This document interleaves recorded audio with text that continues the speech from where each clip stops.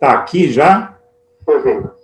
Pessoal, está começando o Blog da Cidadania ao meio-dia e hoje nós recebemos o ex-presidente Lula. Está aqui já? Perfeito. Pessoal, está começando o Blog da Cidadania ao meio-dia e hoje nós recebemos o ex-presidente. É isso aí. Bom, gente, eu quero fazer uma introdução aqui.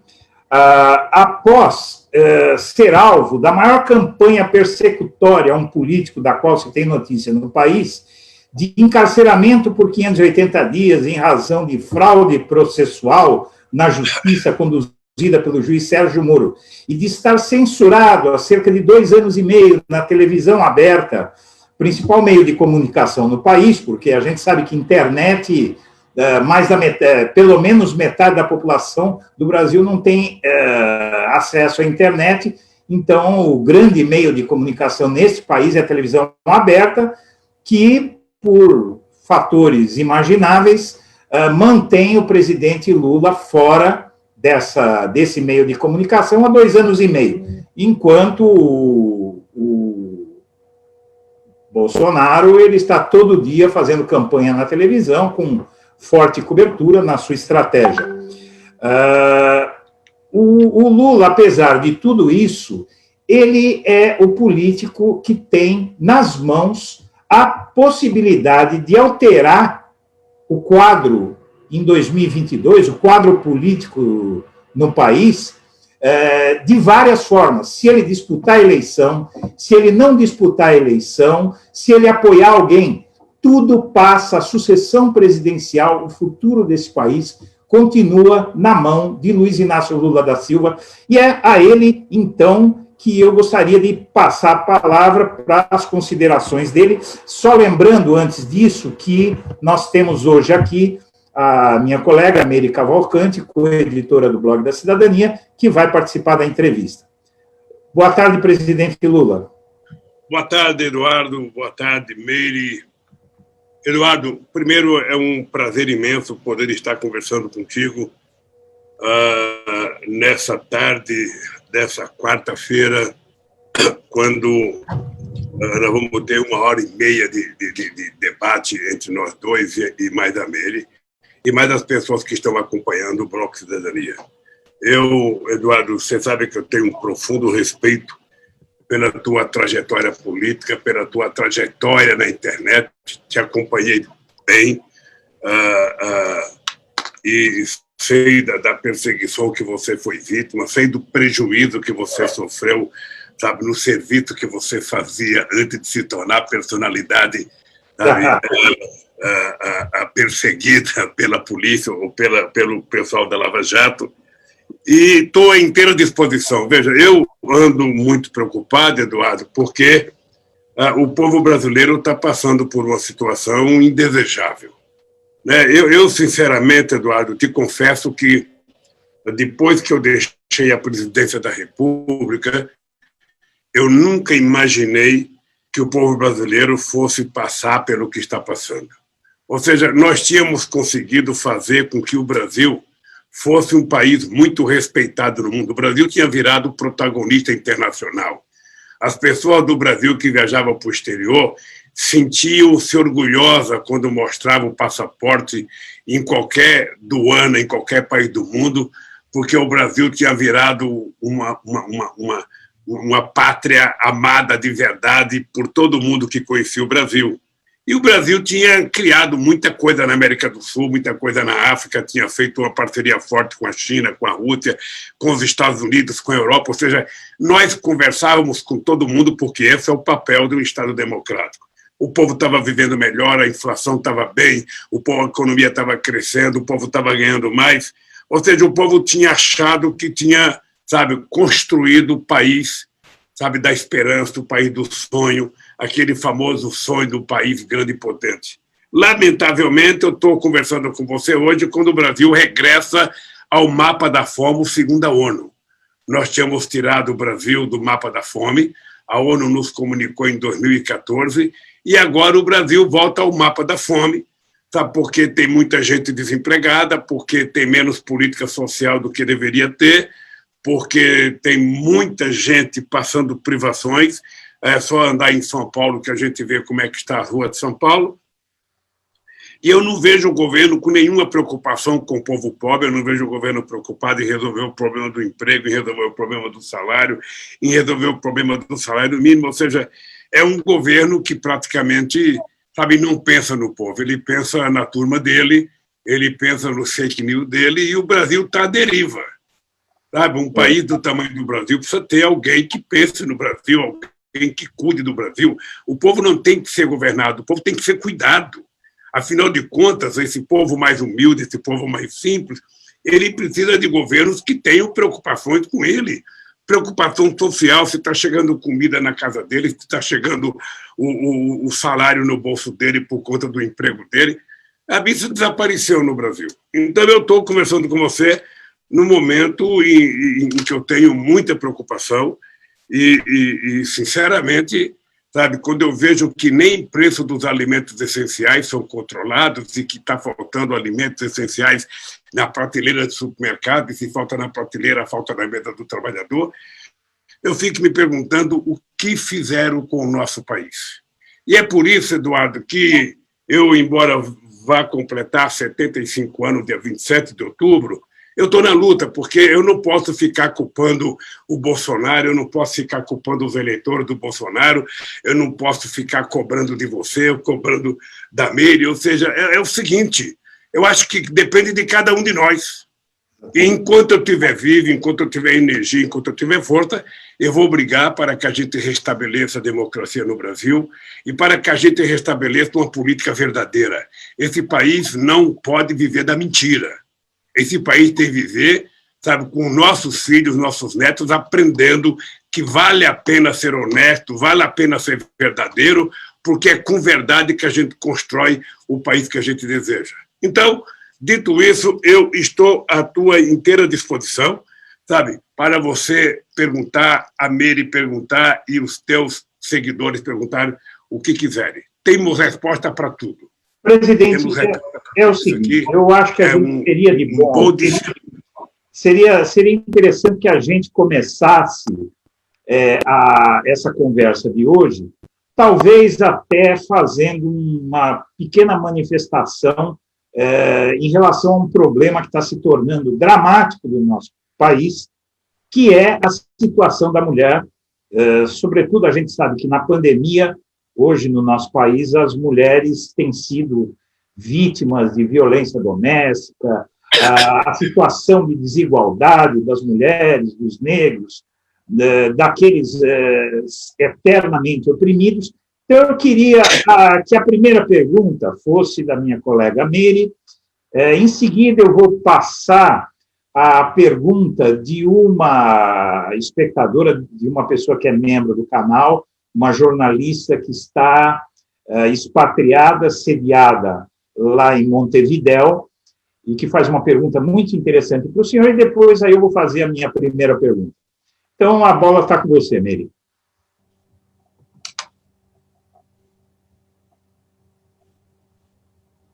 Meire? Será que a Meire não está me ouvindo? Meire? Agora sim. Tá. Oi, presidente Lula, tudo bom? Tudo bem, Meire. Estou muito contente de poder falar com o senhor novamente, agradecer ao Edu mais uma vez a oportunidade de estar aqui. Eu ia começar por outra pergunta, presidente, mas dada a introdução aí que o Edu fez, né, eu vou mudar a minha primeira pergunta, tá? A gente está vivendo um momento muito delicado no Brasil, né, muito triste, e eu perdi meu pai, infelizmente, para o coronavírus no começo desse ano, né, meu pai faleceu, não havia 300 pessoas mortas pelo coronavírus no país, então ele foi uma das primeiras vítimas, né, então todo esse período de isolamento, eu e a minha família estamos vivendo em isolamento e também em luto, e desde o começo, então, desse período, eu venho presenciando, assistindo na internet, um recrudescimento, né, então não é só o Bolsonaro dizendo não sou coveiro, e daí, enfim, até me emociona um pouco de falar disso, mas ver aquelas danças de caixão, né? Eu queria perguntar para o senhor o que está acontecendo com o Brasil, né? Essa polarização política o senhor acha que está revelando uma parte do povo que tem essa tendência sombria, né, da maldade, né, de desdenhar das coisas que são gravíssimas? É uma grande tragédia, são mais de 140 mil mortos, né?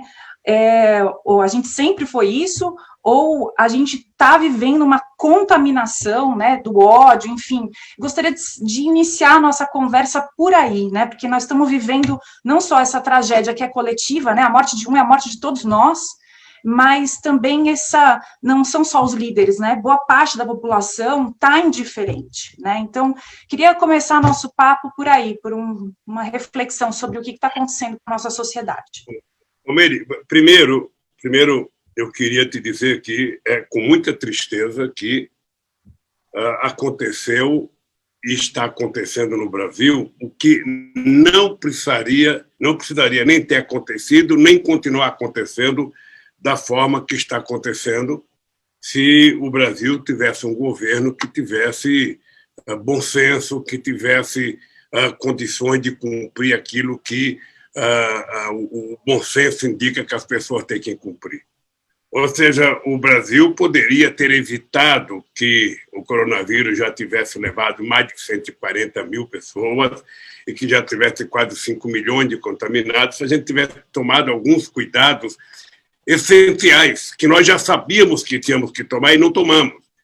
Ou seja, se você tivesse criado um comitê de crise dentro do governo, com todos os especialistas, se você tivesse criado, junto com esse comitê de crise, sabe, um comitê dos governadores dos estados brasileiros e, junto com os governadores, um comitê dos prefeitos, para que a gente tivesse uma orientação única a ser dada para a sociedade brasileira, sabe, nas escolas, nas fábricas, no comércio, nos bancos, ou seja, se todo mundo tivesse uma orientação única por uma equipe de especialistas da mais alta, sabe, expertise, pessoas respeitadas no Brasil, e tivesse um presidente que falasse publicamente para o seu povo aquilo que é correto, aquilo que a ciência mandava falar, a gente teria evitado muitas das coisas que aconteceram. Entretanto, a gente teve um presidente que preferiu desacatar a ciência, preferiu desacatar toda e qualquer orientação médica nesse país e preferiu ficar tentando vender remédio. Ele inventou um remédio, ele receitou esse remédio. Eu acho que ele inventou a doença dele, disse que pegou, depois disse que não pegou, depois disse que pegou, depois disse que não pegou. Ou seja, ele passou a ser um farmacêutico tentando distribuir remédio, ele não usava máscara, ele ia para a rua para provocar as pessoas, e sempre que ele podia, ele falava uma besteira, falava uma cretinice qualquer, atacando as pessoas que pensavam razoavelmente bem. Ele teve a pachorra de tirar o seu primeiro-ministro da Saúde, que era médico e que estava comprometido em ter uma política saudável nesse Brasil, colocou um oncologista que não conhecia nada de medicina. Ele tinha se formado em oncologia, mas ele tinha vivido a vida dele criando fundo de investimento na área da oncologia e não no hospital. Sabe, que não entendia nada, depois de um mês ficou provado que ele não entendia nada, e depois colocou um general que está aí até hoje, que não entende nada de saúde, não entende nada de ciência, ou seja, colocou um general. Ou seja, então é um presidente que não cuidou, não cuida e não vai cuidar, porque para eles vida não importa. Para eles, as pessoas morrerem, seja 140 mil, 180 mil, não tem problema. Quem está morrendo são pessoas mais idosas e ele que é atleta não vai morrer, ele vai sobreviver. Ou seja, é o tipo de gente que jamais deveria ter chegado à presidência da República. A segunda coisa é que, no Brasil, o Bolsonaro tem um mérito. Qual é o mérito do Bolsonaro?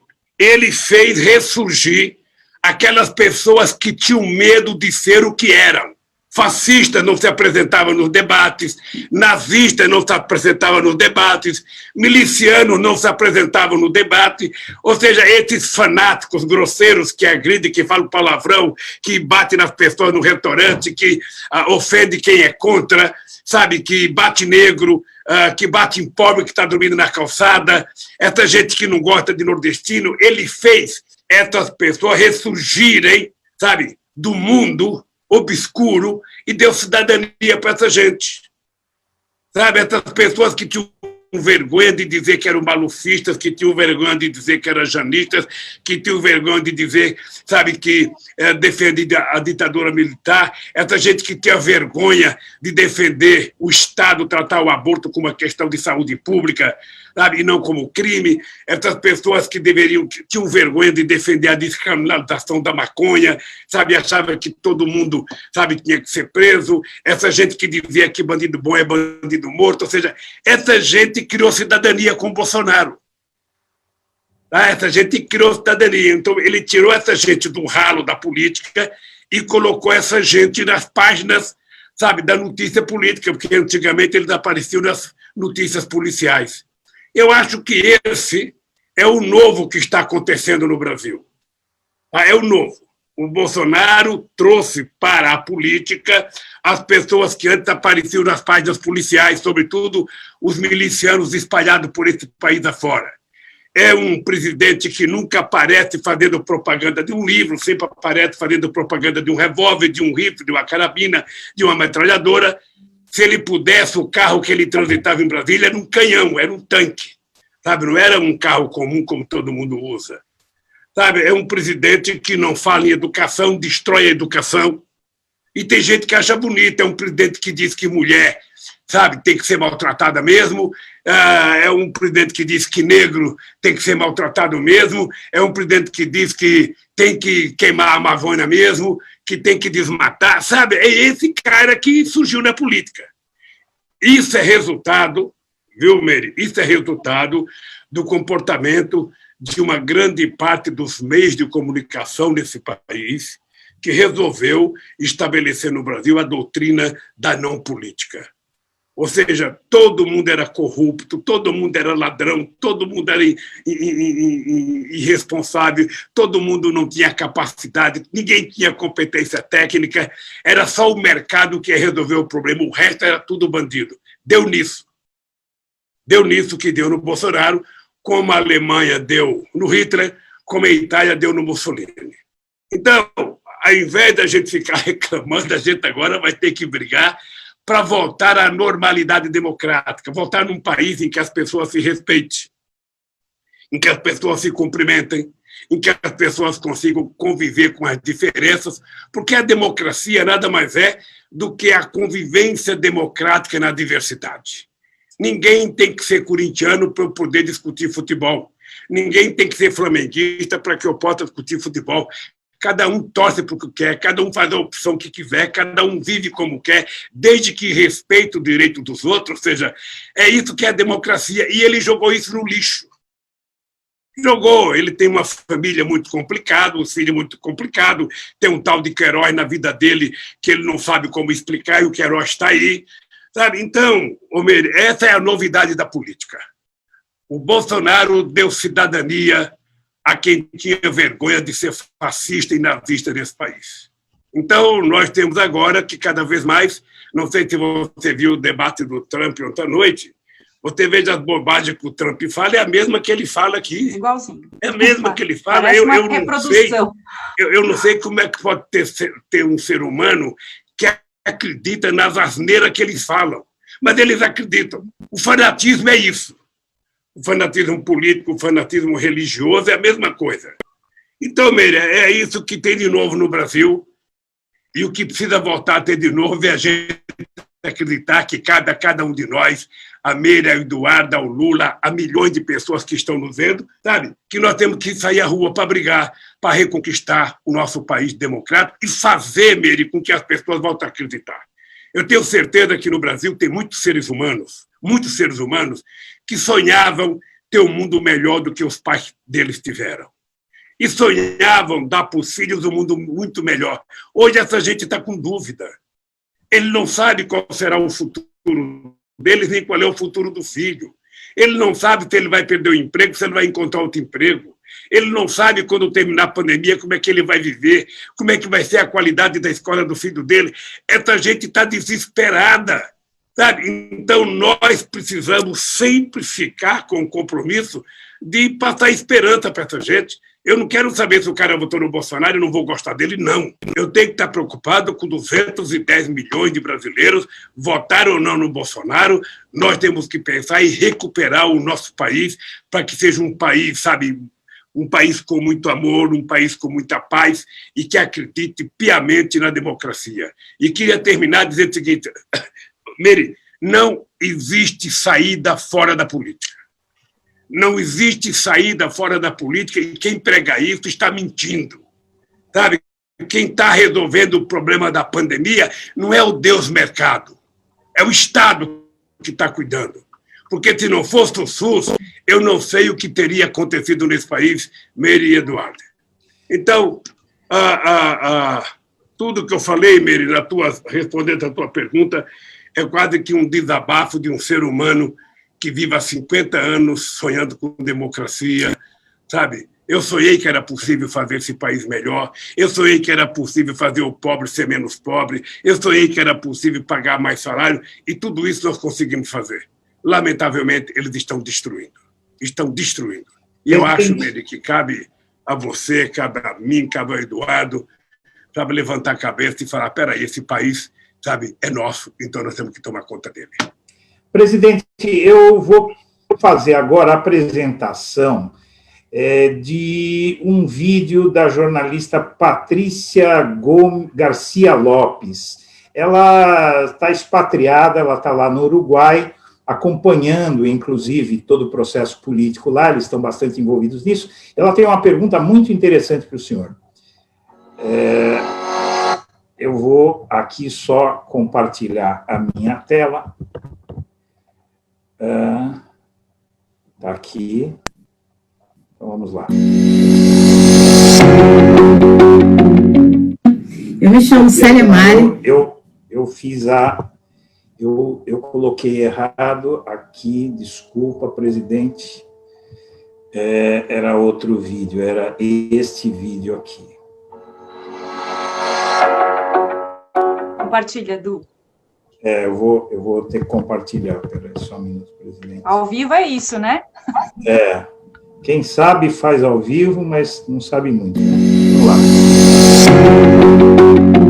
Presidente, na verdade, a minha dúvida, ela é uma preocupação, né? Eu tenho militado, milito desde os 15 anos pela esquerda e desde que vim aqui para o Uruguai, estou com o pessoal do Frente Amplo, já participei das presidenciais, das municipais.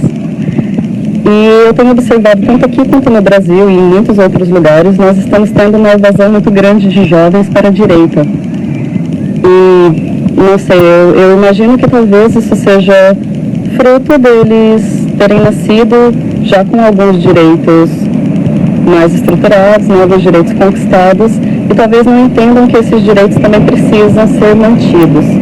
Então, a minha dúvida se há alguma proposta, o que você pensa sobre isso, né? Como a gente poderia resgatar esses jovens, como a gente poderia trazer para eles essa consciência de que é necessária a luta diária e que é necessário manter os direitos, porque, infelizmente, não conquistamos as coisas para sempre e uma canetada pode matar tudo que a gente já conquistou nos últimos anos, né? Então, fica aí, essa é a minha dúvida. Muito obrigada. Bom dia. Na verdade, a minha dúvida, ela é uma preocupação. Desculpa, né? presidente. Bom dia, Patrícia. O Eduardo e Patrícia e Mery, eu acho que a pergunta da companheira Patrícia é uma pergunta de uma pessoa inquietante, uma pessoa que tem dúvidas sobre o que vai acontecer, porque a verdade histórica é que você destrói com muito mais facilidade do que você constrói. A experiência de vida, a experiência da humanidade é essa. Você destrói uma cidade num dia que levou 500 anos para ser construída. A guerra tem a mazela de destruir, não de construir.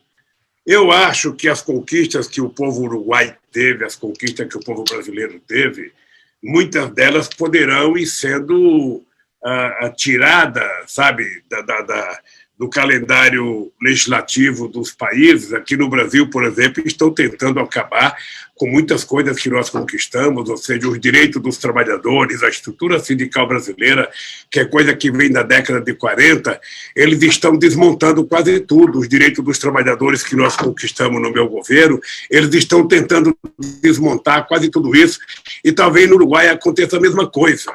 Agora, o que nós temos que ter consciência? Nós temos que ter consciência que faz parte do processo democrático, ou seja, lamentavelmente, quanto mais ignorante é o povo de um país, mais desastroso é a mudança de governo. Ou seja, você pode ter um governo de direita que ganha as eleições no lugar e ele mantém tudo aquilo que é conquista do povo, sabe, do seu país intacto. E vai discutir novas políticas, quem sabe novos avanços, mas não vai tirar aquilo que o povo conquistou. Nos países mais atrasados, ou seja, a coisa mais habitual é um presidente desmontar aquilo que o outro fez, você vai desmontando. No caso do Bolsonaro aqui no Brasil, o desmonte é total. É o desmonte da Previdência, é o desmonte do direito dos trabalhadores, é o desmonte do salário mínimo. Ou seja, os programas que nós criamos para ajudar a agricultura familiar, tudo isso foi desmontado.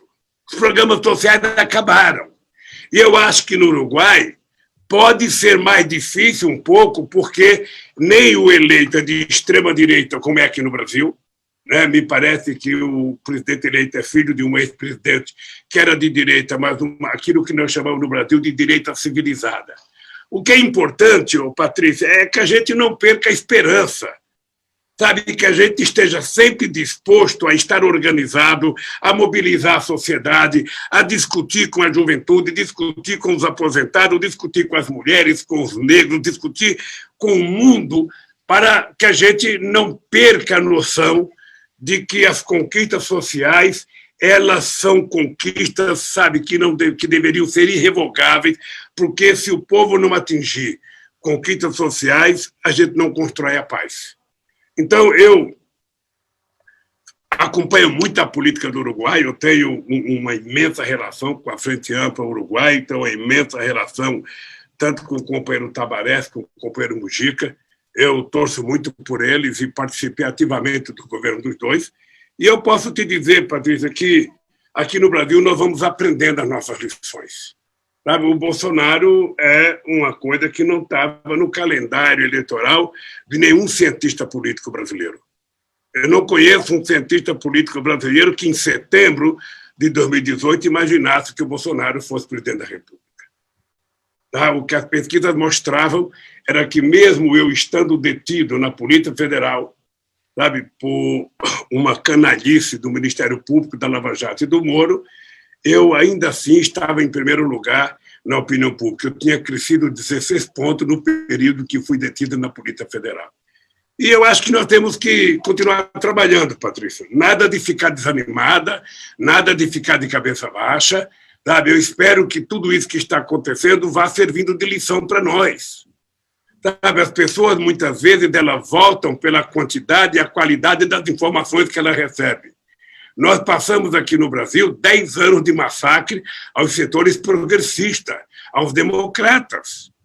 Sabe? O fascismo foi crescendo aqui no Brasil, o anticomunismo foi crescendo. Eu não sei se você viu ontem na televisão, ou seja, o Trump chamando Biden de comunista. Sabe? O Obama virou comunista, o Clinton virou comunista, ou seja, é alucinação de nem saber o que significa comunismo. Ou seja, é um processo totalmente despolitizante. Eu acho que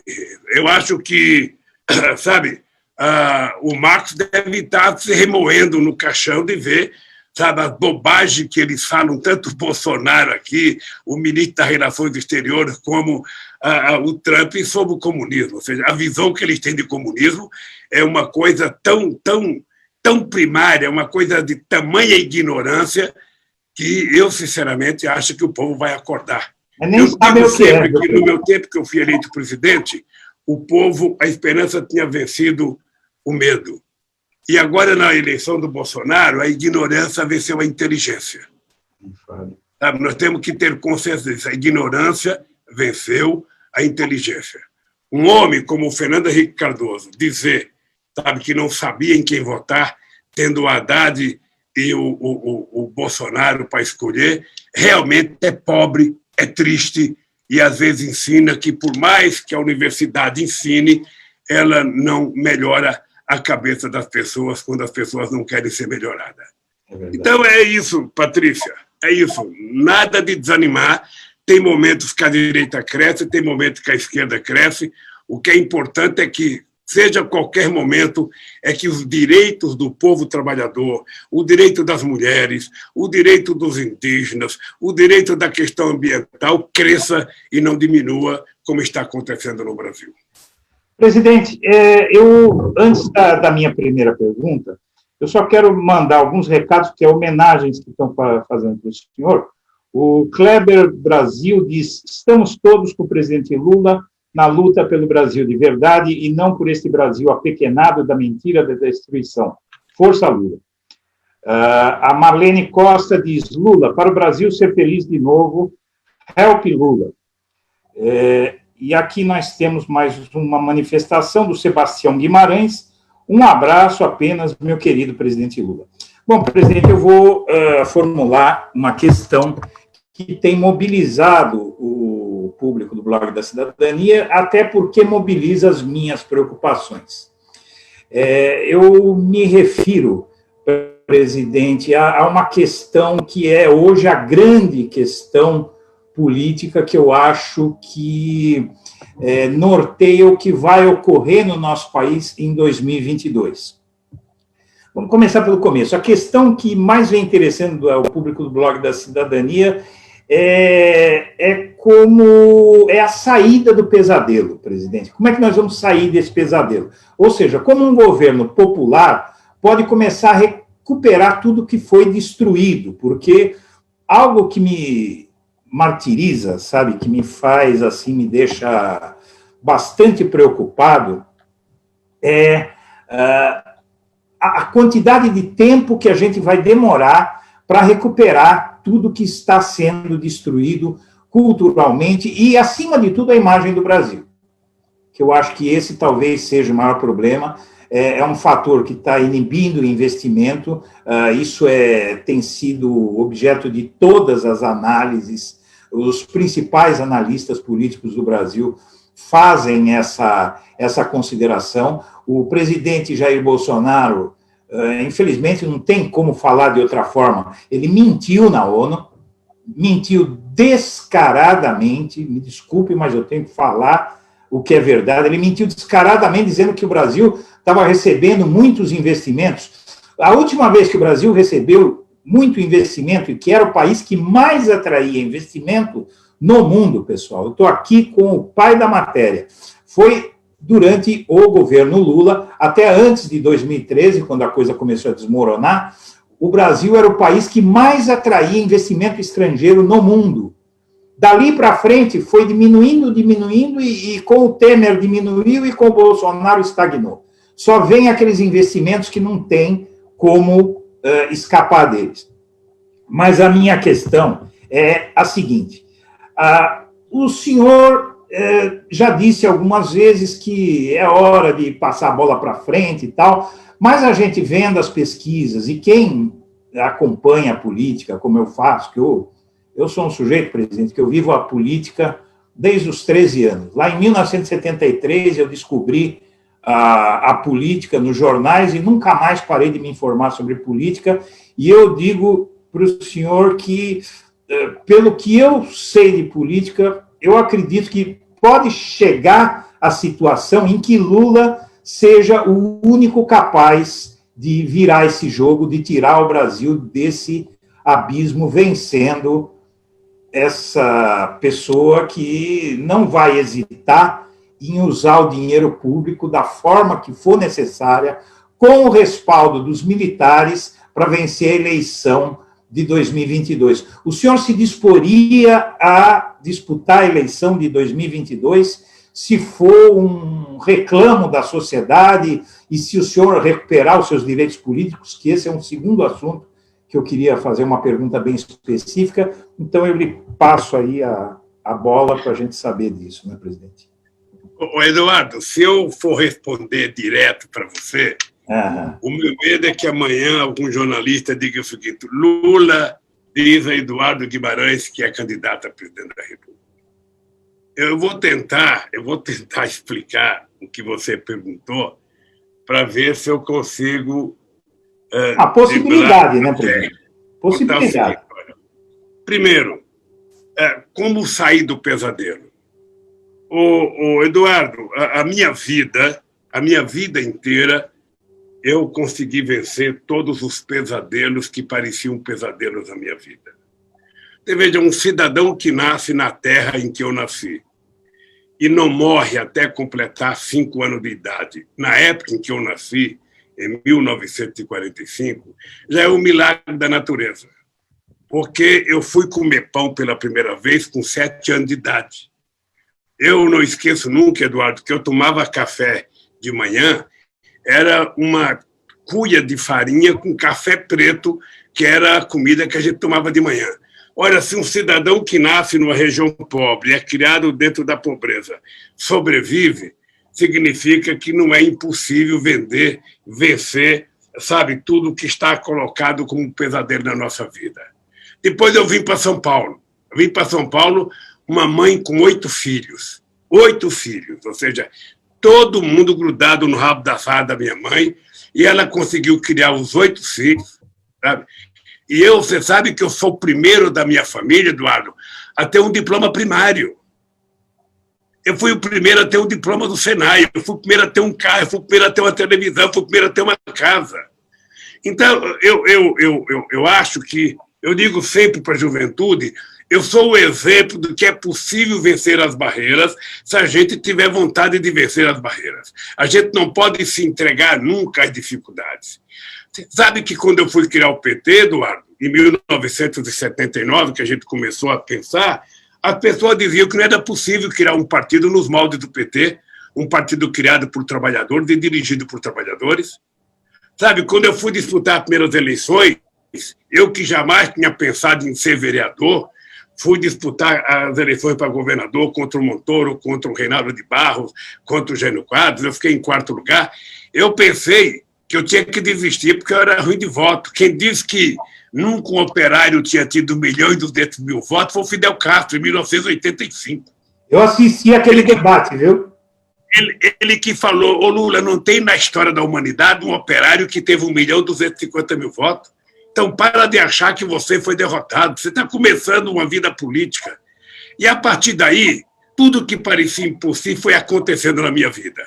O PT se transformou no mais importante partido político da América Latina. Nós fizemos do Sindicato de São Bernardo o sindicato mais importante do Brasil. Criamos a central sindical mais importante da América Latina. Fizemos as greves mais importantes nesse país. Ou seja, depois...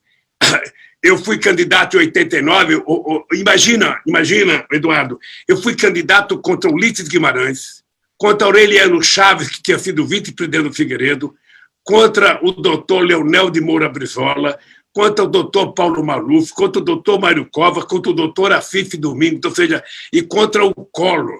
Você imagina, sabe, um operário torneiro mecânico ser candidato contra essa tringa de rei da selva. E eu fui para o segundo turno e quase ganhando o Collor, sabe, no segundo turno, em 89.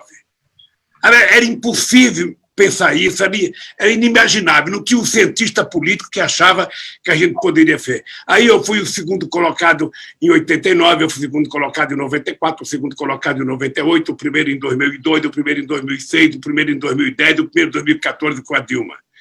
E agora... não ganhamos as eleições porque fomos vítimas do fake news.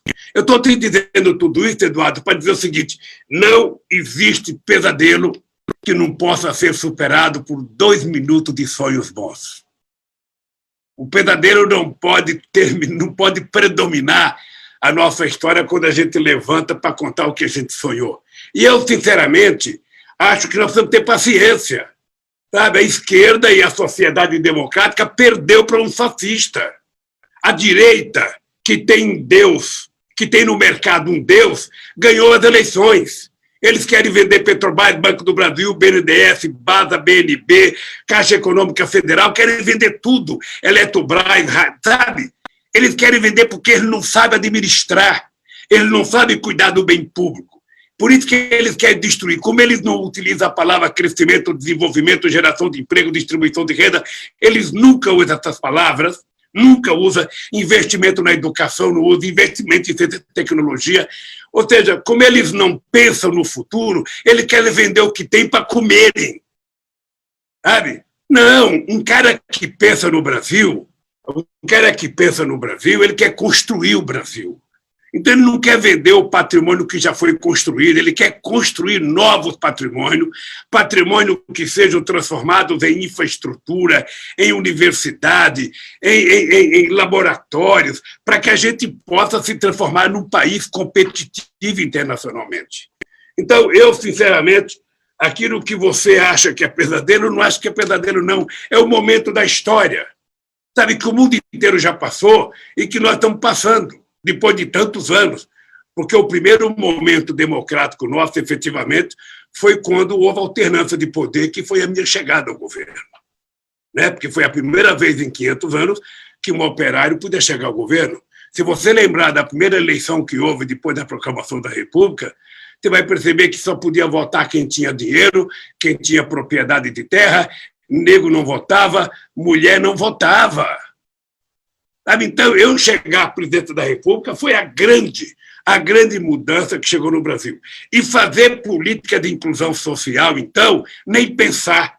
Esse negócio do Brasil ter um presidente que fica provando que a filha de uma empregada doméstica pode ser universitária, que o filho de um pedreiro pode ser engenheiro, que um filho de um coveiro pode ser diplomata, não é possível.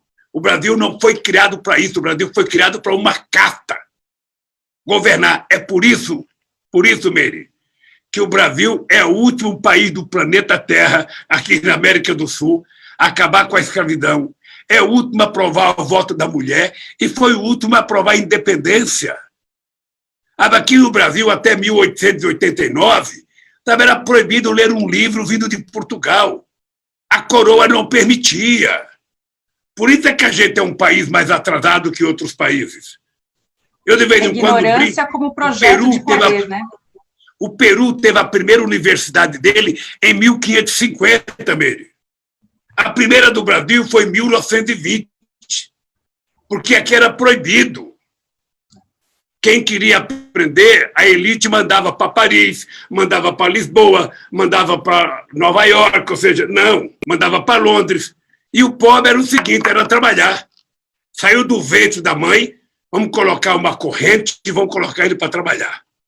Então, eu acho, Eduardo, nós estamos vivendo um momento, sabe, que é quase que um pesadelo, mas não é um pesadelo, não. Foi uma decisão política que a sociedade tomou, equivocada, na minha opinião, mal informada, na minha opinião, e induzida pelos meios de comunicação, a começar pela Rede Globo de televisão, que é uma das maiores responsáveis pelo genocídio político que nós estamos sendo vítimas nesse instante. Então, eu acho que nós temos que ter em conta isso. E a frase é o seguinte, Eduardo, sabe, desistir jamais. Nunca. Lutar sempre. Então, veja, aí você pergunta da eleição. Olha, eu vou completar 75 anos agora, dia 27 de outubro. Significa que quando chegar 2022, eu vou estar completando, em 27 de outubro, 77 anos.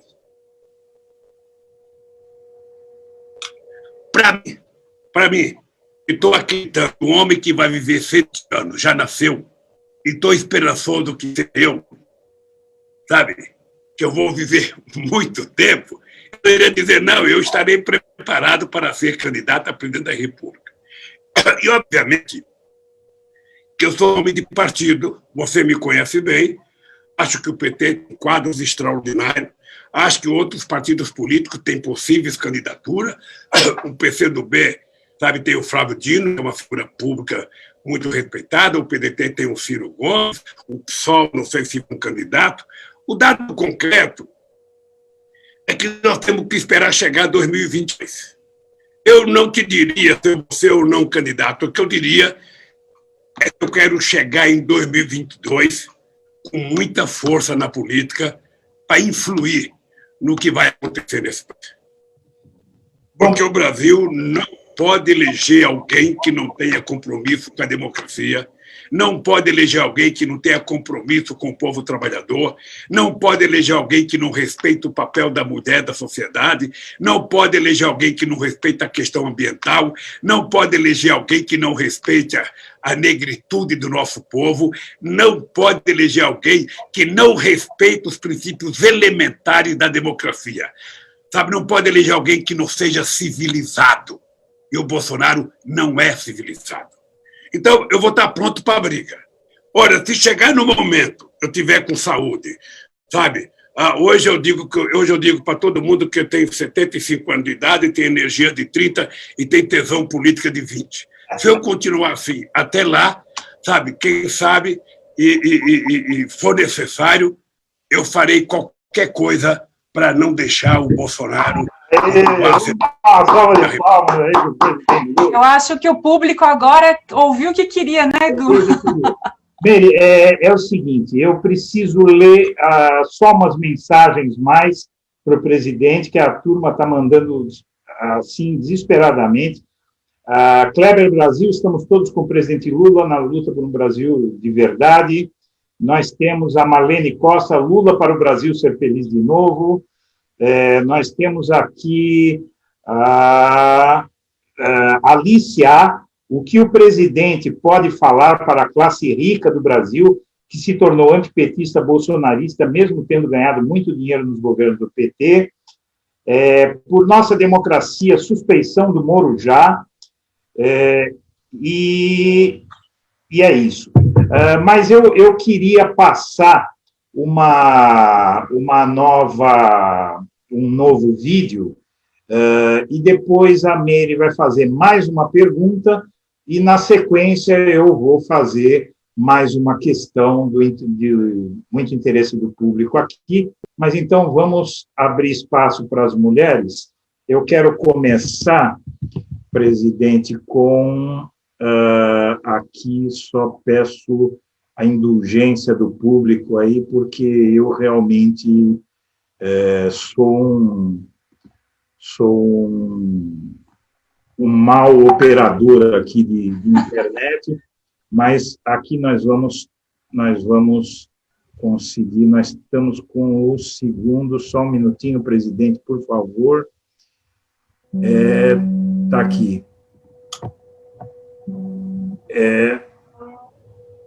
Eu vou compartilhar a tela.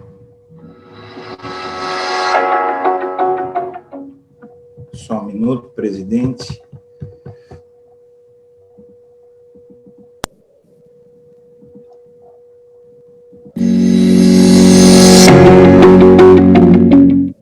Eu me chamo Célia Mari, sou uma das moderadoras aqui do canal Blog da Cidadania ao Meio-Dia, como um ato de resistência ao fascismo que ora se insinua em nosso país. E eu sou professora de Física da UFG desde 1996. A minha tese de doutorado eu fiz lá na Universidade de São Paulo, na USP, em São Carlos. E eu dediquei essa tese a você, Lula. Por isso eu estou aqui hoje, pela oportunidade que o Eduardo Guimarães me proporcionou de simbolicamente de entregar essa tese que eu dediquei a você e explicar por que eu considero essa pálida homenagem muito importante, pelo menos para mim.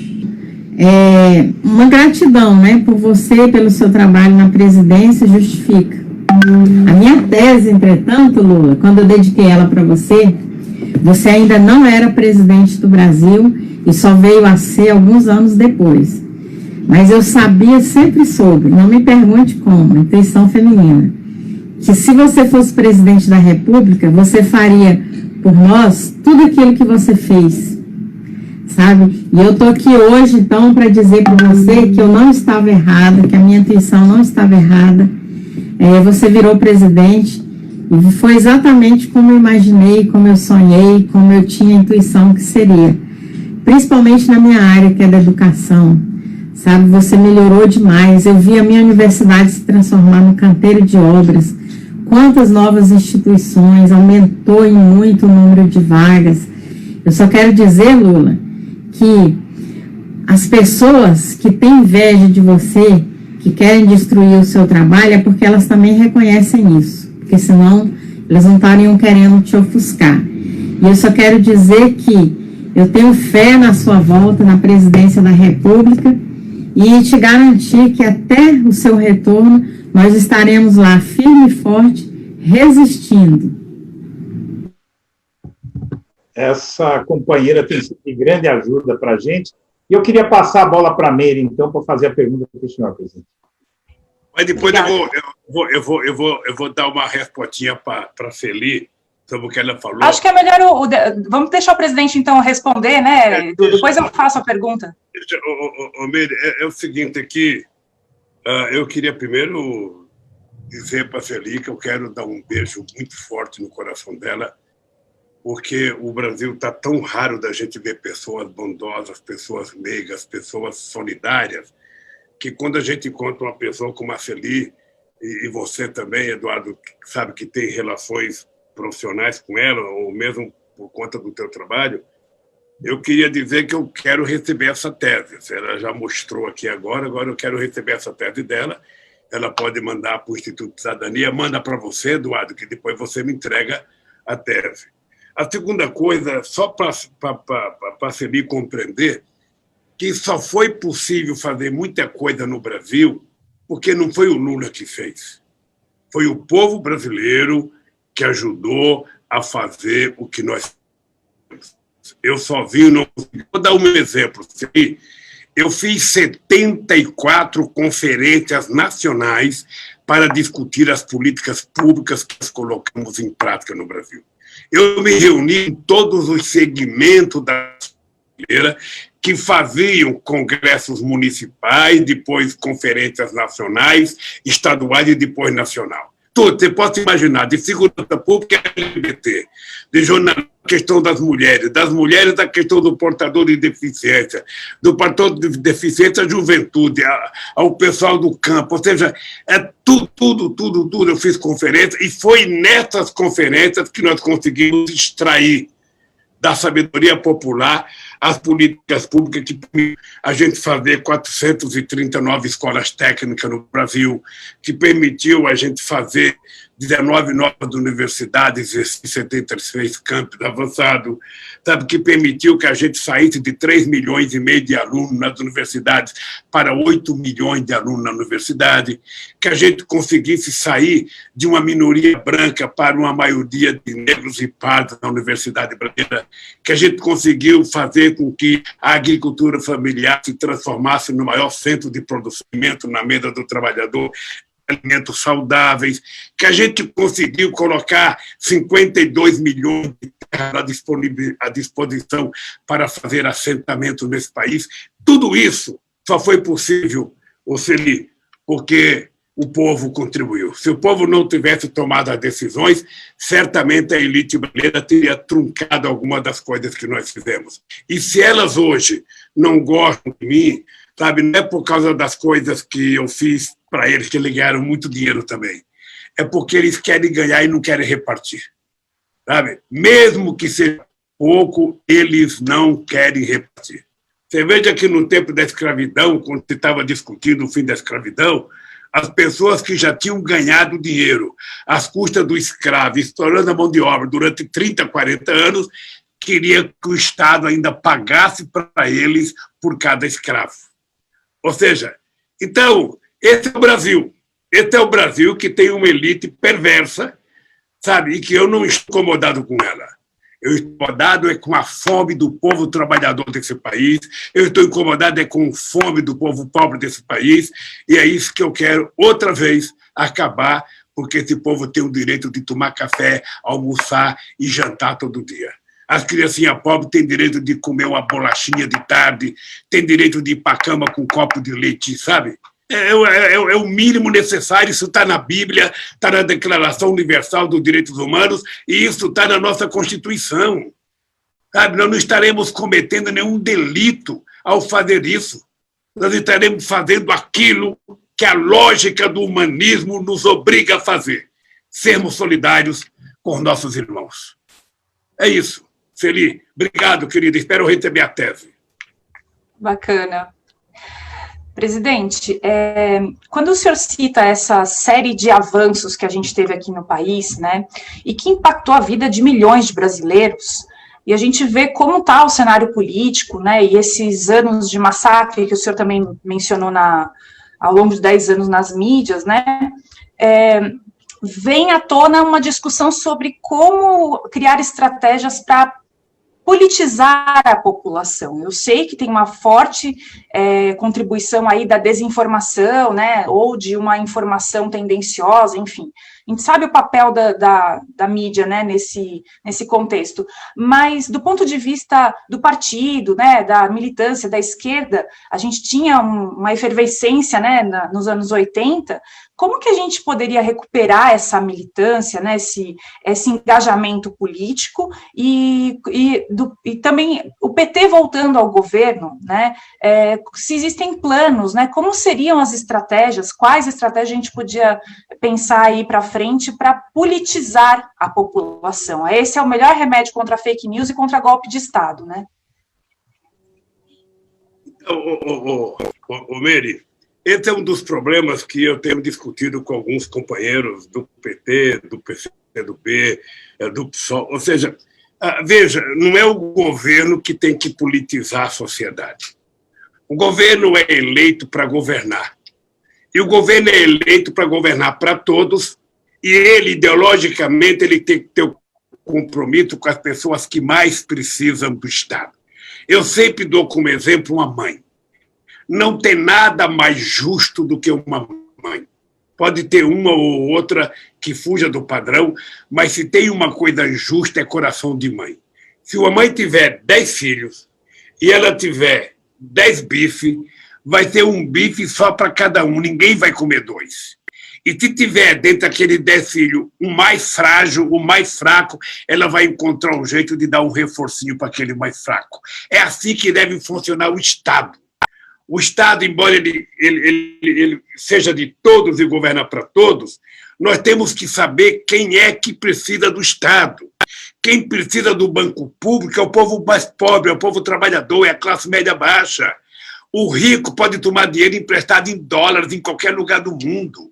Sabe? Agora, acontece que o Estado está a serviço dos ricos. Né? Você vê a preocupação fiscal, o teto de gasto. Você veja que agora o Bolsonaro está dizendo que ele vai tirar dinheiro do Fundeb para criar o Renda Cidadão. Ou seja, ele vai tentar criar um dinheirinho para ajudar as pessoas a comer, tirando as crianças da escola. Não, isso é errado. Alguém tem que dizer para ele, isso é ignorância, Bolsonaro. É ignorância.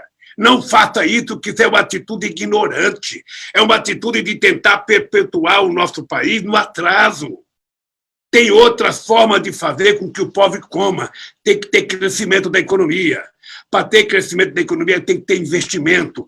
Para ter investimento, tem que ter credibilidade. E o governo tem que ser o indutor da economia.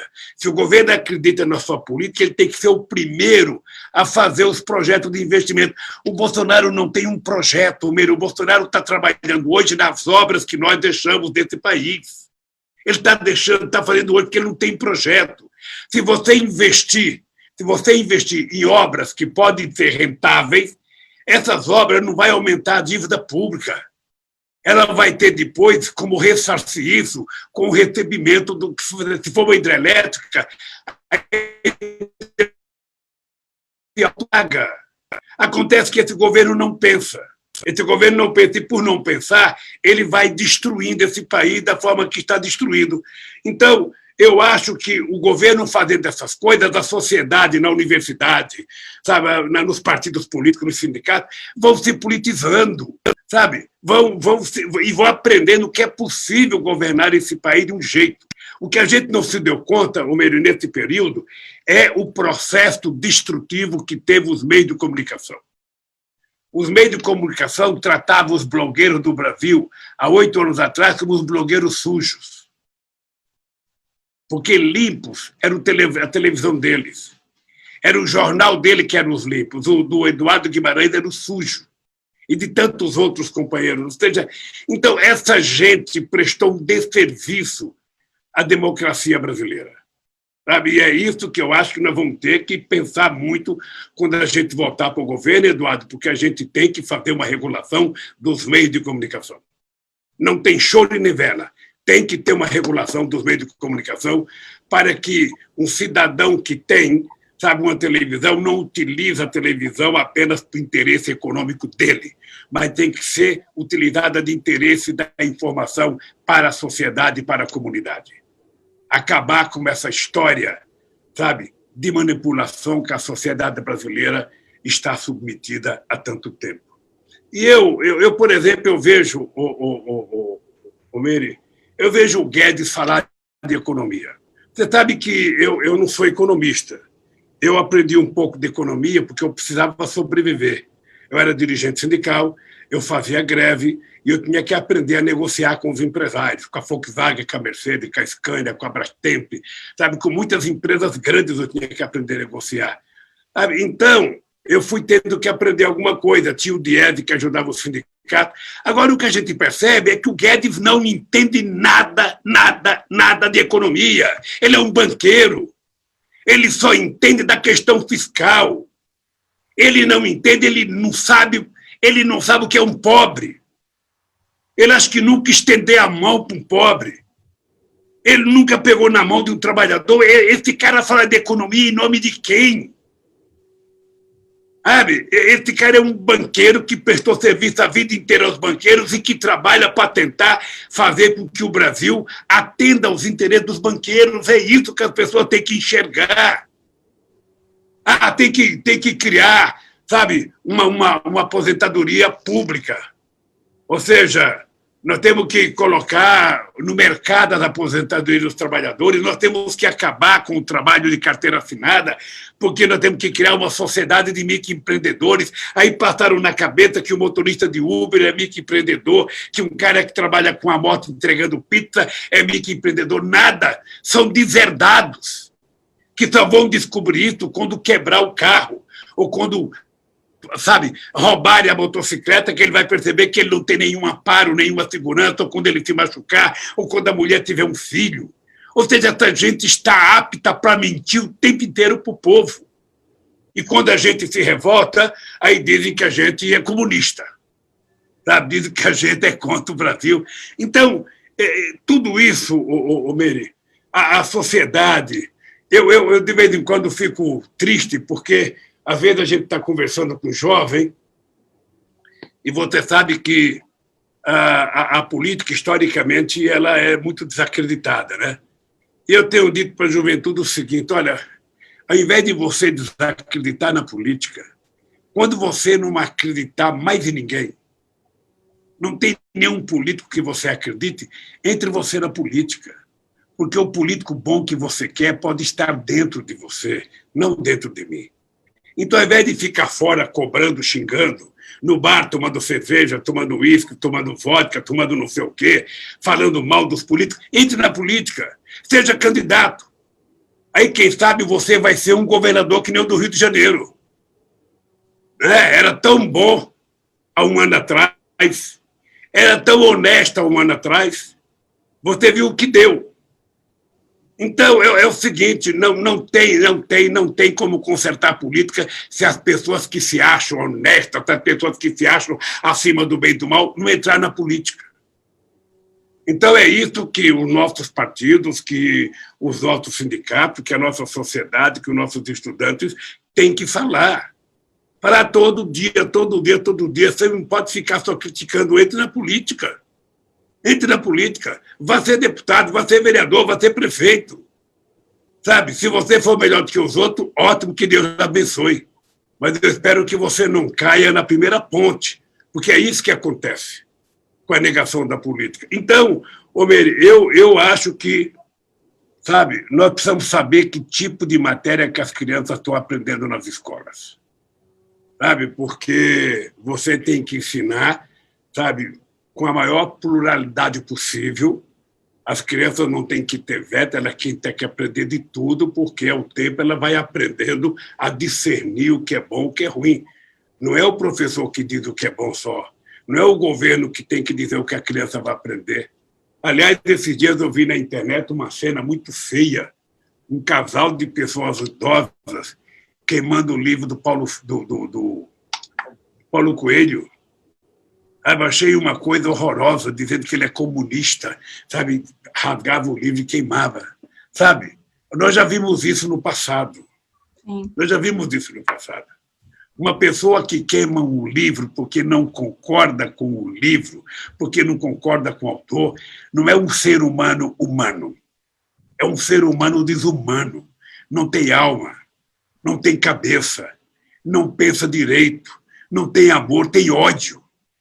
Sabe? É assim que eu vejo que nós vamos conseguir politizar a sociedade brasileira, mesmo, com muito debate, sabe? Cansativo, mas é muito debate. Como disse Eduardo, sabe? Com 13 anos entrou na política, não saiu mais, ou seja, e não tem jeito, porque a política é que nem uma cachaçinha. Você tomou ela, se ela for boa, você toma sempre. Né? Tá certo.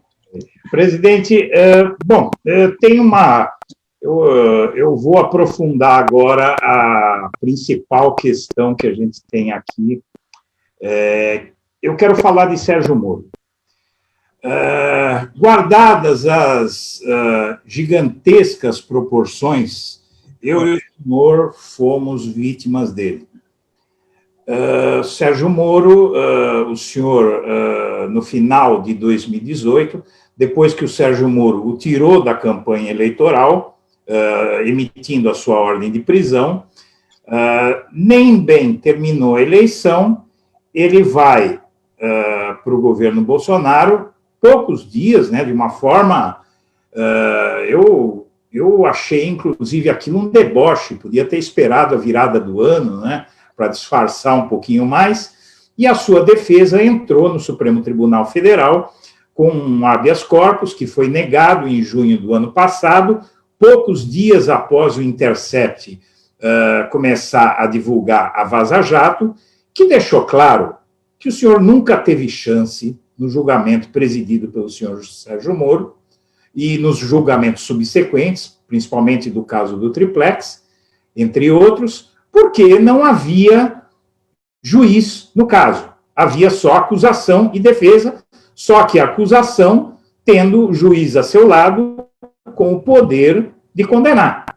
Então, quer dizer, foi uma farsa aquele julgamento, e os julgamentos que derivaram daquele julgamento foram farsas tanto quanto, e, evidentemente, o Sérgio Moro achou até, como a gente já comentou uma vez, que ele poderia chegar ao senhor através de mim, porque eu recebi a denúncia de que o senhor seria alvo da 24ª fase da Lava Jato. Eu recebi de uma fonte do Blog da Cidadania e publiquei. Antes eu liguei para o Instituto Lula e perguntei para o Instituto Lula se vocês reconheciam os dados que eu estava publicando. Vocês falaram, realmente é isso. E aí a gente publica, o Sérgio Moro achou que poderia chegar ao senhor me acusando de obstrução da justiça por ter sido pago pelo senhor, pelo PT. Ele não achou nada, evidentemente, nem processo não teve, mas ele destruiu os meus negócios, e graças a Deus que eu trabalhava na internet, porque eu vim viver disso. Porém, agora está no Supremo Tribunal Federal, o ministro Gilmar Mendes, ele, em julho, ele disse que assim que retomasse o STF as sessões presenciais, ele iria colocar em votação o final do julgamento, na segunda turma, da suspeição do Sérgio Moro. Eles negaram, em junho do ano passado, o seu habeas corpus, mas chegaram a votar, houve 2 votos em relação à suspeição do Sérgio Moro. A ministra Carmen Lúcia e o ministro Edson Fachin votaram a favor do Sérgio Moro, contra a tese de suspeição dele, e faltam Celso de Mello, Ricardo Lewandowski e Gilmar Mendes para votar. Celso de Mello está para se aposentar, é provável que ele não consiga, é possível que ele não consiga ou não queira, né, mas talvez não queira, votar nessa questão, porque ele daria o voto que lhe devolveria seus direitos políticos e consideraria o Sérgio Moro suspeito. O empate é uma opção que o favoreceria, votando Gilmar e Lewandowski, aí o empate indúbio pro réu. Ou pode o Bolsonaro, o que me parece inconcebível, o Bolsonaro fazer uma indicação ao Supremo e esse indicado entrar na segunda turma e votar num caso que interessa diretamente àquele que o nomeou, que seria um escândalo. Eu imagino que nenhum jurista de respeito deixaria de se declarar impedido nesse caso. Seja como for, eu queria saber duas coisas. Primeiro, se o senhor nutre algum rancor para o Sérgio Moro, que começa a viver um ocaso, pelo menos político, né? Sérgio Moro não é mais super-homem. E, em segundo lugar, como o senhor vê as suas chances de recuperar os seus direitos políticos para, eventualmente, se for extremamente necessário, o senhor socorrer o Brasil em 2022?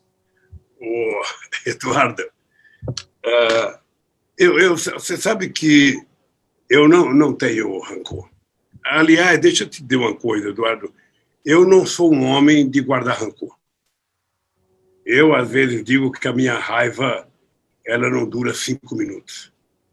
Porque eu aprendi que quando a gente fica com raiva, quando a gente alimenta o ódio, a gente tem problema de gastrite, tem problema de úlcera, sabe? A gente não passa legal. E quando você tem raiva de uma pessoa, você sofre, você fica amargurado, a pessoa que te fez o mal fica feliz. É para isso que ela te faz o mal. Por isso que eu, às vezes, quando tenho um artigo bem canalha, um artigo bem vagabundo nos jornais contra mim, eu não leio. Porque se eu ler e ficar com raiva do cara, é tudo que o cara quer. É o prêmio que ele vai ganhar. É o prêmio ESSO dele, é saber que eu li a matéria e fiquei com raiva. Então, eu deixei ele com raiva, ele sabendo que eu não li a matéria. Né?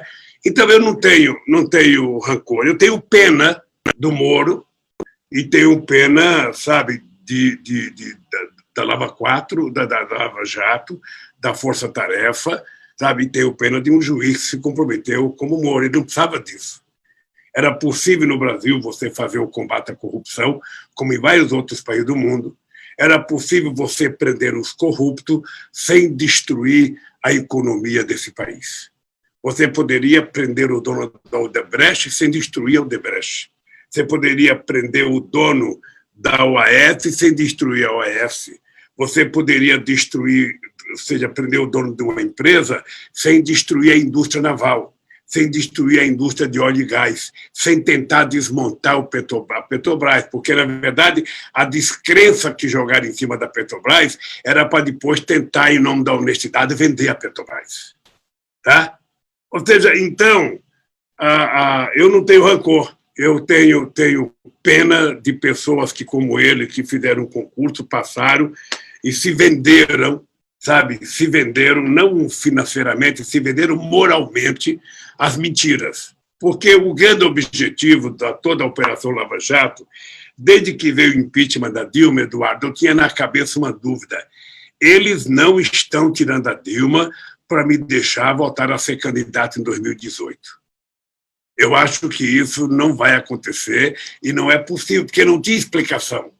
A conta não fechava. Eles vão tirar a Dilma e vão devolver para o Lula? Não era possível.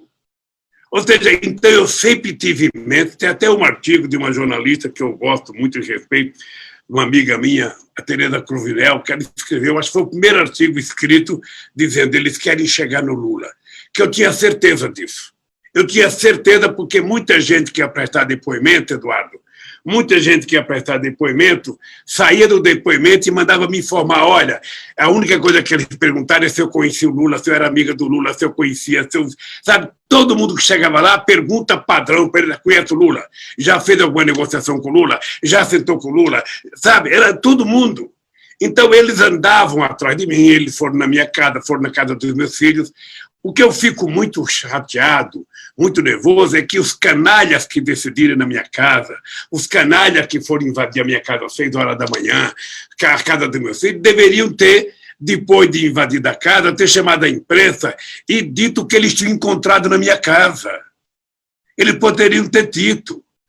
Acontece que eles não encontraram nada e não tiveram coragem de falar nada. Sabe? Só faltaram pegar papel higiênico sujo para levar como prova que eu existia, que eu morava naquela casa. Então, eu tenho mágoa de que uma instituição do Estado brasileiro seja utilizada para fazer política partidária. Tenho mágoa. Mas, ao mesmo tempo, Eduardo, é importante você ter noção que eu poderia não ter ido para a Polícia Federal, eu poderia ter saído do Brasil. Eu poderia ter ido para uma embaixada. Eu não quis ir porque eu queria provar que tipo de juiz era o Moro. Eu queria provar que tipo de lacaio que ele era, que ele não se comportou como juiz. Ele poderia ter se comportado como juiz, ter feito a apuração correta, ter votado em função do mérito. Ele inventou toda uma mentira. E a minha defesa dizia tudo isso cada vez que apresentava um documento, mostrava para ele o que o Intercept falou, Eduardo, o que o Intercept denunciou, está tudo na minha defesa. E eu continuo desafiando o Moro, o TRF4, eu continuo desafiando o empresário. Alguém, pelo amor de Deus, se me deu R$10, prove. Prove. E aí eu ficarei desmoralizado, não serei candidato a nada, porque quem é que vai votar no ladrão? Acontece que a única coisa que eu peço é prova. A única coisa que eu quero é que se faça justiça. Nada mais do que isso. Agora, o Moro, na verdade, ele entrou na promiscuidade política, se prostituiu, sabe, na política, e eu lamento. Espero que não tenha outros juízes que tenham o comportamento dele, sabe? E o Ministério Público, aquela parte do Ministério Público, aquilo era quase que uma quadrilha. A força-tarefa era quase que uma quadrilha. Eu conheço a história por dentro porque sei de muita gente que foi prestar depoimento. Bem, o que vai acontecer agora? Eu estou, como você sabe, muito animado. Eu quero recuperar meus direitos políticos, porque eu não posso ser vítima de uma mentira eterna nesse país. Sabe, meus advogados estão fazendo o trabalho que tem que fazer. Eu estou à disposição deles. Eu não tenho esse problema se vai votar o Celso de Mello, se não vai votar, se vai entrar alguém. Eu não estou preocupado com isso. Eu estou preocupado com o seguinte, eu só quero que as pessoas leiam, me condenem ou me absolvam em função, sabe, do processo, em função das provas. É isso que eu quero. É isso que eu quero. E por isso que eu estou tranquilo. Eu tenho certeza que eles não estão tranquilos como eu, sabe, porque um já tirou, sabe, o dele da reta, já saiu do governo, o outro já tirou o dele do Ministério Público, já se afastou, ou seja, e eu estou aqui. Ou seja, eu estou aqui. Inclusive, tudo que eu adoraria era ter um debate. Eu, Moro e Dallagnol. Sabe? Poderia ser na universidade, qualquer que eles escolham, no público que eles quiserem. Seria bom se fosse no Jornal Nacional.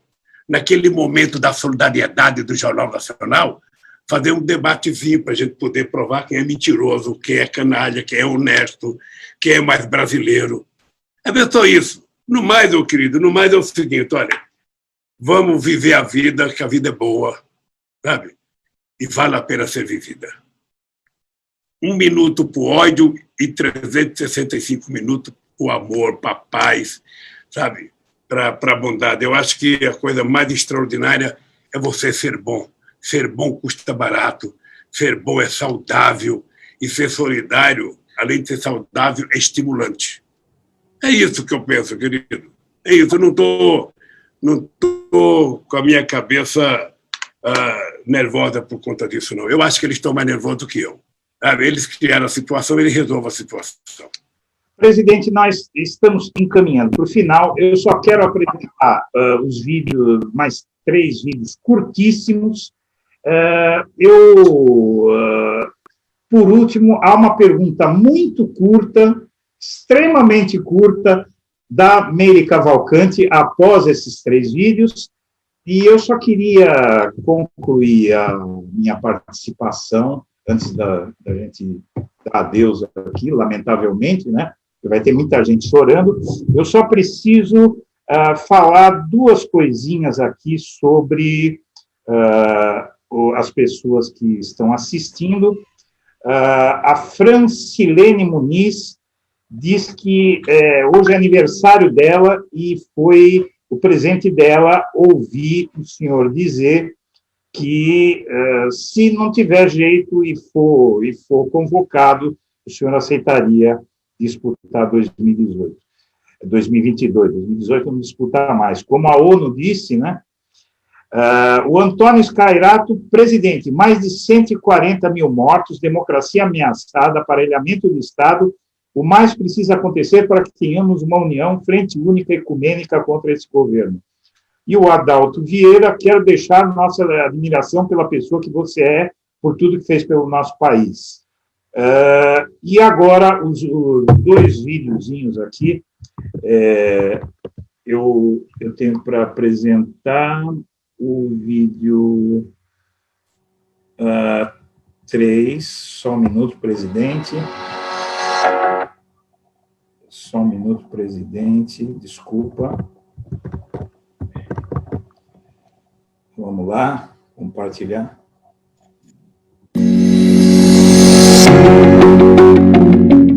Presidente Lula, respeito e admiro muito tudo que fez pelo povo brasileiro, sobretudo pelos menos favorecidos. Minha mãe, Cristina Barbosa, é profunda admiradora sua, desde a época em que era do Sindicato dos Metalúrgicos do ABC. Bem, eu e minha tia Esther gostaríamos de fazer uma pergunta a você. O que você se arrepende de não ter conseguido fazer, de não ter feito, no período em que foi presidente da República? Muito obrigada. Presidente, nós vamos... essa pergunta eu acho que vai ter que responder depois, porque não vai haver tempo, mas eu só queria passar para o senhor, para a pessoa não ficar sem... Mas eu vou aqui só passar esses 3 vídeos muito curtos, porque as pessoas tiveram esse trabalho de gravar, então eu queria que o senhor pelo menos recebesse essas mensagens. Oi, Lula, eu sou a Marta Werneck, sou professora da UFRJ, da área de artes, e eu queria saber como você acha que a gente deve se posicionar diante da censura e da falta de liberdade de expressão que nós temos sentido na nossa área ultimamente, e também se você pretende concorrer às eleições de 2022 e se acha que seus direitos políticos vão ser restabelecidos. Um grande beijo, um grande abraço daqui do Rio de Janeiro. E aqui, presidente, o último aqui que a gente tem, que é o vídeo 5, também é muito curtinho.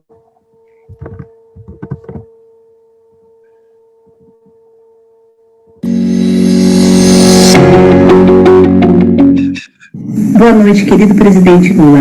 Eu estou nesse vídeo para agradecer o que você, o seu coração bondoso e o seu governo fez na minha vida. Antes do seu governo, eu era empregada doméstica. Morava numa casa que chovia mais dentro do que fora. Era uma situação muito difícil. Eu trabalhava só para pagar água, luz e assim mal dava para comprar comida, ou um pacote de bolacha, um Danone que meu filho pedia. Teve uma certa vez que eu cheguei a desmaiar de fome dentro de casa, porque realmente a minha vida era muito difícil. Com o início do seu governo, houve uma valorização do salário mínimo, e o dinheiro que foi sobrando cada vez mais, eu fui investindo em cursos. Eu me profissionalizei, e na minha área eu me tornei uma profissional de ponta, na área gastronômica. O resultado de tudo isso é que hoje eu sou uma pessoa da classe média. Eu tenho o carro dos meus sonhos, eu tenho tudo que eu sonhei ter, como os melhores restaurantes, e estou a um passo de comprar uma casa num condomínio fechado, que seria a casa, assim, dos sonhos mesmo. Então, eu não tenho palavras para te agradecer, por eu nunca mais saber o que é passar fome ou passar vontade. Lula, obrigada por você ter me dado dignidade nessa vida. Obrigada por você ter colocado o pobre no orçamento e ter feito que a classe mais humilde pudesse ascender nesse país que já era tão sofrido. Obrigada por tudo que você fez. Que Deus te abençoe sempre. E eu te amo muito. Obrigada. Pois é, presidente. Eu acho que nós vamos ouvindo. Depois a Miri tem só uma pergunta de 5 segundos, que vai ser a pergunta do dia. A grande pergunta, né, da entrevista, né, Edu? A grande pergunta da entrevista. Então, deixa eu ver uma coisa aqui, querido. Olha, primeiro eu vou começar pela última companheira que fez a pergunta, a companheira Malu. Malu, primeiro eu fico emocionado de perceber que é possível vencer na vida, e você venceu como eu venci na vida. Então, eu desejo a você que você tenha muita sorte, que você tenha muita dedicação e que você sabe que essas conquistas tuas dependeu muito das oportunidades do governo, mas muito mais dependeu do teu esforço, da tua crença em você mesmo. Que Deus te abençoe, querida, que um beijo no coração, que continue crescendo, porque pessoas como você precisam evoluir sempre. A Danúbia, eu queria que você desse um beijo na sua mãe. Desse um beijo na sua mãe, porque essas pessoas que acompanham a gente na política há muito tempo, e você disse que elas me acompanham desde o tempo do sindicato, são as pessoas que merecem um carinho especial, são aquelas pessoas, sabe, que não desistem nunca, sabe? E esse negócio de não desistir nunca foi parte do slogan que nós criamos no meu primeiro mandato, ou seja, para tentar incentivar o cara a não desistir. Não tem momento difícil que a gente não possa vencer. Então, um beijo na tua mãe, Danúbia, e em você também. E a Marta Werneck. Ô, Marta, não tem nada mais odiento do que você fazer censura. Sabe, você tentar evitar atividade cultural, você tentar banir, sabe, peças de teatro, filme, você tentar evitar que o filme do Marighella vá ao ar já há mais de um ano. É uma excrescência à democracia. Sabe, é uma excrescência à democracia. Então, eu acho que todos os governantes que são de direita, eles têm muito medo da questão cultural, por isso que eles ficam muito tentando cercear a liberdade de comunicação, a liberdade de expressão. Agora mesmo nós temos uma jogadora de vôlei que gritou fora Bolsonaro, ela está sendo perseguida. Olha, meu Deus, e as pessoas que fizeram fazendo o gesto de tiro do Bolsonaro, as pessoas que gritaram Bolsonaro, essas pessoas não cometeram crime, só quem gritou fora Bolsonaro cometeu crime. Então, eu acho que a Carol, eu quero aproveitar o teu canal aqui da Cidadania, o Bloco da Cidadania, e prestar minha solidariedade à Carol e dizer que ela pode gritar quantas vezes ela quiser, porque não é proibido gritar. Proibido nesse país é proibir. Sabe? Proibido é proibir. Gritar, sabe, é um direito de todo mundo. Dito isso, eu quero dar um abraço na Marta. Obrigado, Marta. Obrigado pelo carinho. E me colocar à disposição da Mary para fazer a pergunta que ela acha que é a pergunta do programa. Só um minuto, Mary. Eu consegui uma liberação aqui, só um minuto, Mary. Eu consegui uma liberação aqui de um último vídeo que é importante, vocês vão me entender, é importante a gente passar aqui. Só um segundo, por favor. São 60 segundos, mas eu acho que o presidente vai gostar de ver. Aqui está. Então, vamos lá. Minha pergunta é o seguinte: idas de 2015 e 2016, tivemos a Frente Brasil Popular, uma frente que é teoricamente de esquerda, mas tinha uma crítica muito forte a Dilma. Coincidentemente, essa frente, logo depois do golpe, se desfez. E a gente agora tem esse movimento, né, nesse sentido, e sempre essa crítica muito forte ao PT, que o PT não desiste dos seus objetivos, e eu continuo sempre de novo com o pé atrás. Então eu queria saber a sua opinião a respeito desse tipo de movimento, né? Se você é contra ou a favor, se você tem algum tipo de ressalva, né, a respeito, se é válido ou não. Obrigado. Fernando, nós começamos o programa aqui, eu comecei dizendo, e disse agora no final, que a única coisa que é proibida é proibir. Ou seja, é importante que a gente tenha ouvidos e tenha olhos para enxergar aquilo que a sociedade quer fazer sem o olhar punitivo, sem o ouvido punitivo. Ou seja, você pode não gostar, sabe, mas você tem que admitir que as pessoas podem fazer coisa que você não goste. Mas dentro do processo civilizatório, dentro do processo democrático, você tem que gostar. Eu nunca me importei que as pessoas fizessem críticas ao meu governo, porque, veja, o mesmo cara que corria num carro atrás de mim, sabe, dizendo que me amava, o mesmo cara que ia num palanque e tomava chuva, sabe, para me apoiar, esse cara pode, em algum momento, ter sentido bronca de mim, ter ficado com raiva de mim e estar me xingando. Então, ao invés de eu achar que ele é meu inimigo, eu tenho que parar e conversar com ele. Eu preciso tentar convencer as pessoas não têm a obrigação antecipada de gostar de mim. As pessoas não têm a obrigação antecipada de concordar comigo, não. Eu preciso convencer as pessoas. Quando eu digo, Fernando, tem uma coisa que eu utilizo muito, que é uma comparação da democracia com o casamento. Tá? O casamento, ou seja, é a coisa que, na minha opinião, simboliza mais a democracia, porque se o cara casar e ele quiser viver bem, ou a companheira casar e quiser viver bem, os dois têm que aprender a fazer concessões.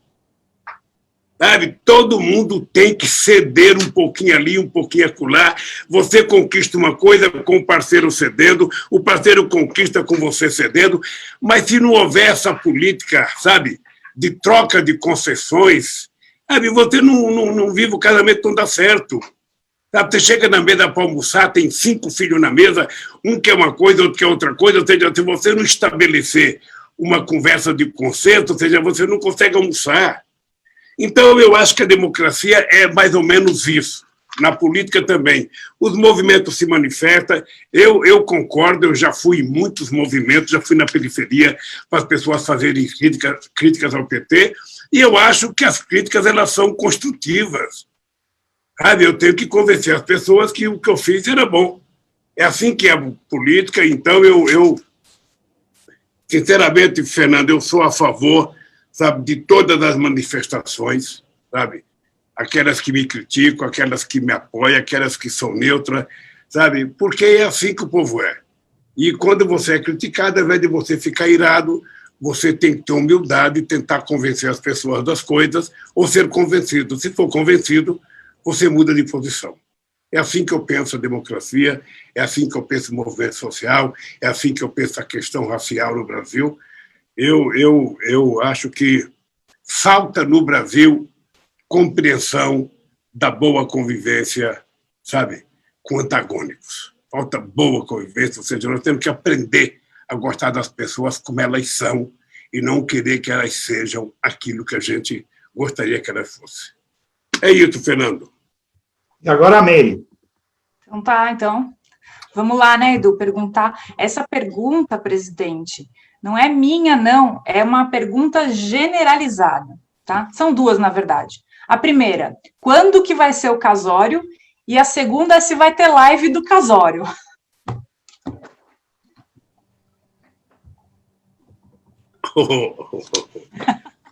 Querida Meire, querido Eduardo, veja, eu quero casar com a Janja. Sabe, eu quero casar.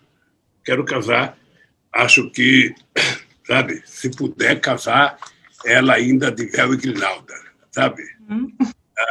Eu quero fazer um casamento, vai ter uma coisa bem simples, ou seja, eu não sei se vai ter transmissão, vai depender do momento, vai depender da disposição do Stuka, que trabalha comigo aqui, se ele quer fazer ou não, mas eu acho que ela merece. Eu acho que ela merece, sabe, se ela tem vontade, e eu acho que o bom marido tenta atender a vontade da sua amada. Então, vai ser logo, eu estou tentando resolver, porque qual é o problema, Mary? Eu saí da cadeia dia 8 ou dia 9 de novembro, sabe? Eu fiquei 2 meses em casa e aí eu fui viajar para a França, eu fui ver o Papa, depois eu fui à França, depois eu fui à Alemanha, depois eu fui a Genebra, e quando eu voltei, eu estou preso outra vez, eu estou preso dentro de casa desde o dia 12 de março. Sabe? Então, eu preciso de um pouco de liberdade para casar e dançar valsa. Sabe? Eu não vou dançar valsa de máscara, então... Não dá, não tem graça, né, presidente? Eu tenho. A gente já pode esperar que nós vamos casar. Sabe? Eu tenho fé em Deus que nós vamos casar e vai ser um casamento bonito de 2 pessoas que se amam, sabe? Eu fico muito feliz, sabe, de estar vivendo esse momento, muito feliz. Para mim é demais, por isso que eu digo sempre que Deus é muito generoso, sabe? Eu perdi 2 esposas, uma morreu no parto, a primeira, e a Marisa morreu na situação que morreu, que eu acho que uma parte do Moro e da Leal tem responsabilidade com a morte dela, sabe? E como eu sou um homem crente e crê em Deus, eu acho que Deus colocou a Janja, sabe, no meu caminho e me devolveu o direito de ser feliz. Então, estou feliz, agradecido muito a Deus, sabe? Dizer que pagarei com trabalho essa felicidade que eu estou sentindo agora. Eu me sinto menino. Pode acreditar, Eduardo, eu estou menino. É um menino mesmo. Muito motivado para tudo. É um menino mesmo. Presidente Lula, em nome do público do Blog da Cidadania, eu quero agradecer efusivamente a sua disposição, a sua simplicidade e todo esse carisma aqui só para nós do Blog da Cidadania, e nós esperamos, sinceramente, que se faça justiça nesse país e que se reverta o crime de lesa pátria que foi o golpe contra a presidente Dilma Rousseff e contra o senhor 2 anos depois. O Edu, pessoal, eu quero agradecer muito. Deixa eu só falar uma coisinha rapidinho para me despedir do presidente. Presidente, a última vez que nós nos encontramos felizmente foi a última semana do senhor, né, no cárcere. A gente entrevistou o senhor na quarta-feira e na sexta-feira eu e o Edu, a gente tinha certeza de que o senhor sairia de lá, então foi uma semana muito emocionante para mim, para o Edu, e eu falei naquela oportunidade, próxima vez que a gente se encontrar, vai ser em liberdade, né, vai ser em outras circunstâncias, e apesar de tudo nós estamos vivendo do isolamento, é muito gratificante ver o senhor aqui com a gente, podendo falar, podendo fazer o que o senhor gosta, que é discutir a política, discutir o futuro do Brasil. Então, eu agradeço profundamente mais essa oportunidade de a gente ter podido conversar aqui e trazer as perguntas do público também. Obrigado, Meiro, obrigado. Eduardo, eu queria dizer para você o seguinte, olha, que a minha relação de amizade com você extrapola a sua relação de entrevistador. Você sabe que amigo a gente escolhe. E pessoa de caráter como você, ao longo desse tempo que nós nos conhecemos, você sabe que qualquer coisa que você precisar, você pode contar comigo, que eu serei parceiro nessa luta também. Quero que você dê um grande beijo na sua filha, querido, sabe? Muito obrigado. Dê um grande beijo. Eu lembro do dia que você me deu um calendário, sabe, dela lá no Instituto de Cidadania, e consegui ver as ofensas que as pessoas faziam para ela, para você, quando ligavam, sabe? E isso me faz ter nojo desses fascistas que estão hoje pensando que governam o Brasil. Um abraço para você, abraço na família, e estou sempre à disposição. Eduardo, Meire, um grande abraço, querida, e até a próxima entrevista, se Deus quiser. Pessoal, nós só podemos agradecer a audiência de todo mundo. Presidente Lula, eu só quero dizer para o senhor que eu assisti aquele debate em 1982 com o saudoso Franco Montoro, com o Reinaldo de Barros, candidato do Maluf, quando lhe perguntaram se o senhor era marxista, leninista, e o senhor disse, eu sou torneiro mecânico. E ali o senhor ganhou a minha consciência. Parabéns pela sua trajetória, presidente, parabéns pela sua luta, e o que eu quero pedir só é que o senhor ajude o Brasil. Um abraço, pessoal, agradeço a atenção. Mais alguma coisa, presidente? Um abraço que você possa continuar tendo sucesso cada vez maior, querida. Muito obrigado. Tchau, pessoal. Tchau, pessoal. Obrigada.